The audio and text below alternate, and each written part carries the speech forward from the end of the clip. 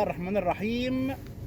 مشروع الدلتا الجديده اللي هو واخد ما بين وادي النطرون وطريق ضبعه وواصل لغايه الفيوم وطلع لغايه الساحل الشمالي.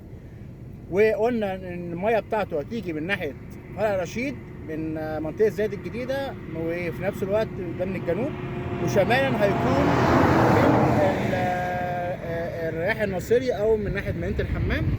تمام، عشان هم دول هيغذوا الفرعين دول هيغذوا المنطقه بتاعه الدلتا الجديده اللي هي الصخور المواسين بتاعه المغره اللي بيتعمل عليها دلوقتي الزراعه في الامتداد الغربي او الشمال الغربي للدلتا الحاليه اللي موجوده في مصر.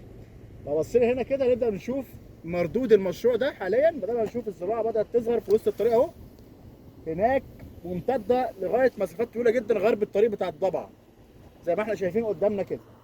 ده واللواري الحمد لله بدات تشتغل وبدات يبقى في حركه كبيره من ناحيه اللواري والانتاج الزراعي في المناطق. ده بقوله المشروع. المشروع طبعا في محطات موجوده ومحطات رفع وفي محطات ثانيه لمعالجه الصرف الزراعي، ومحطات بالاضافه لموجود ابار ومحطات ثانيه لنقل الميه للمناطق دي من فرع رشيد.